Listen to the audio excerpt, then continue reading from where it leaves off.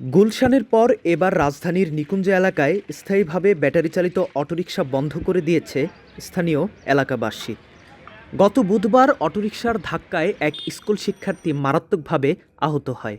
তারপরই নিকুঞ্জের এলাকাবাসী অটোরিকশা চলাচল সম্পূর্ণভাবে বন্ধ করে দেন। ব্যাটারি চালিত অটোরিকশার দৌরাত্ম্য না থাকায় স্বস্তিতে রাস্তায় চলাচল করছেন সাধারণ মানুষ।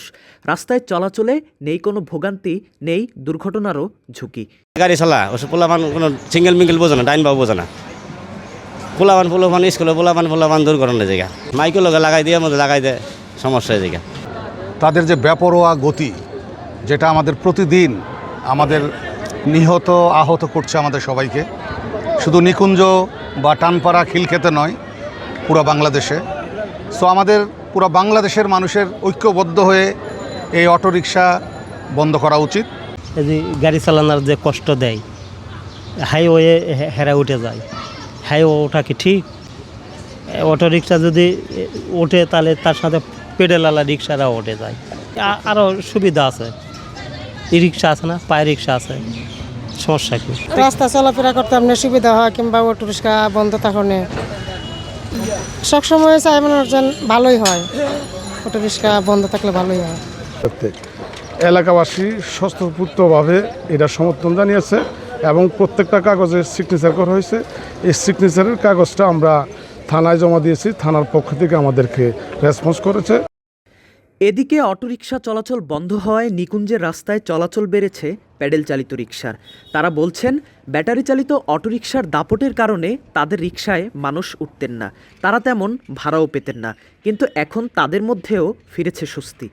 তাহলে সমস্যা বাড়াও কম হয়, এরপরে এই জীবনের একটা ঝুঁকিপূর্ণতা যে আন্দামান লাইনে গাড়ি ডুহাই দেয়।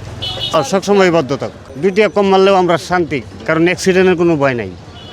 ভালো হয়েছে, কিন্তু আমাদের সমস্যা আছিল, কিন্তু আমাদের মোটামুটি ইনকামও ভালোই চলতেছে।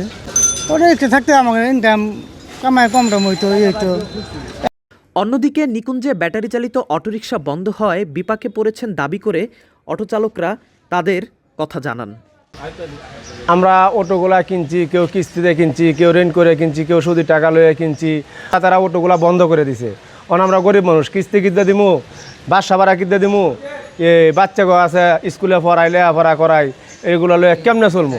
শারীরিকভাবে অসুস্থ, আমি শারীরিকভাবে অসুস্থ, গাড়ি বুঝে কাম করতে পারবো না, আমার দ্বারা সম্ভব না। আমি একটা ঋণ দানের জন্য পারি, কিস্তিতে টাকা উঠে একটা অটো কিনছি।